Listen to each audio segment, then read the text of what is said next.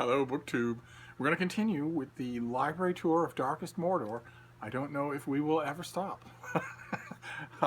We're still doing transverse books, the books stacked out on the outer edge of the shelf, before we can even get to the books stacked on the inner edge of the shelf, and there's plenty more shelves to go. So we're just going to do those. We're going to do another stack of transverse books for now, and we'll just keep going as long as you put up with me. And the first one... Oh, okay. The first one is a blank book. It's a pretty thing. It's an owl on a chair with two little hard gem-like things there.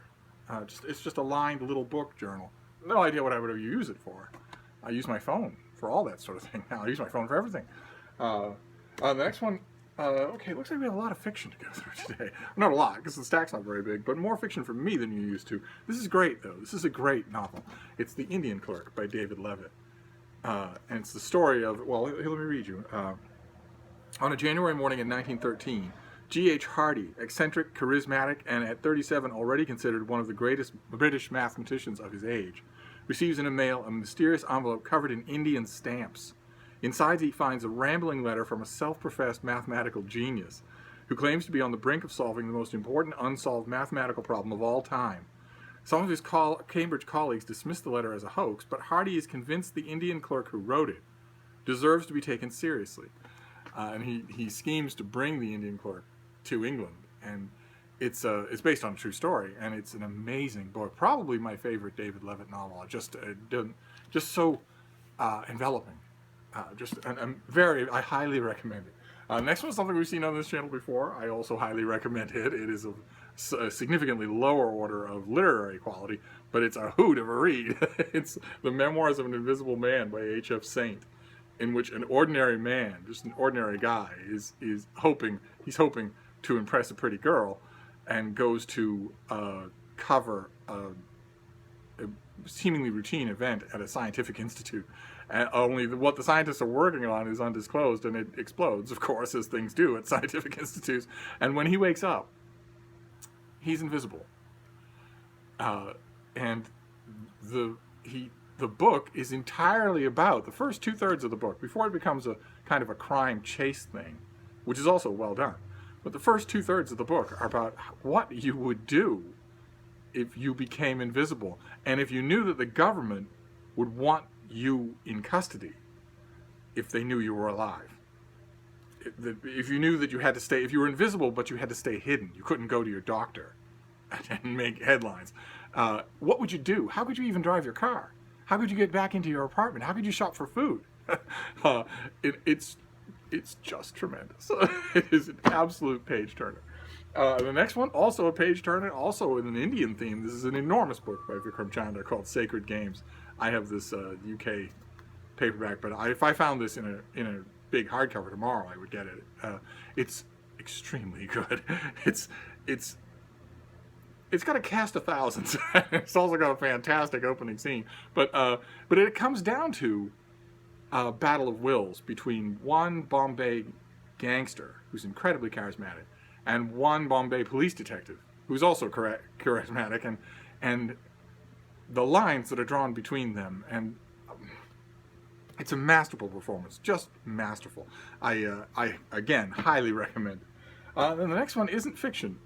It's a companion to fiction. It's a perfect illustration of the kinds of things you get with self-publishing that you tend not to get anymore in the conventional publishing world. This is The Reader's Companion to the Death of Shakespeare by John Benson, which is this big. But John Benson also did a volume. I wonder if it's here in this hutch. It probably is. He also did a volume that wasn't. This is a nonfiction companion to the twice as big novel that he wrote about the death of Shakespeare, about literally the weeks and months leading up to Shakespeare's death.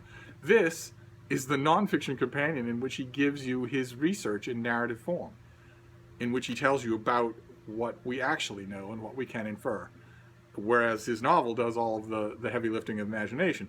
And it's obviously, the two volumes together obviously represent a passion project by one person. I was tremendously impressed when I got them, just overjoyed to read them. If you are a Shakespeare fanatic, they are must-have volumes, and they're self-published.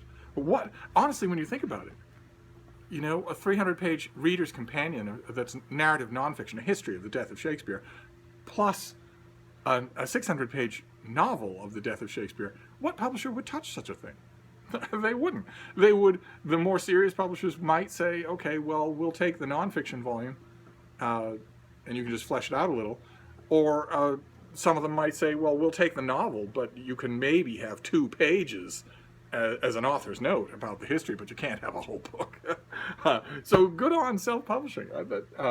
And then a great modern novel. Just talk about enveloping. Just all these novels seem to be of a type. Maybe I did them all together in a video, and that's why they're all together on this shelf. This is A Winter's Tale by Mark Halperin, which is the story of a boy and his horse. But it's about a lot more than that. It's about New York City shedding its carapace and becoming a new organism.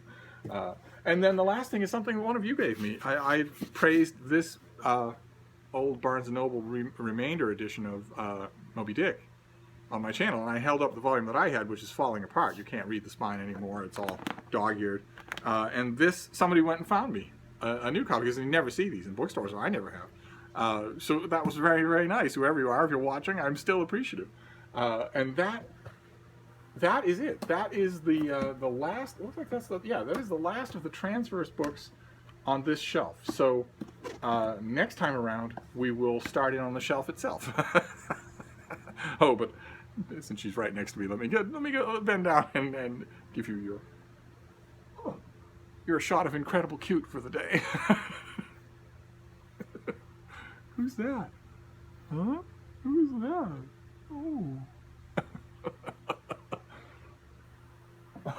Oh. So that's it for now. I will sign off and see you soon. Thank you, BookTube.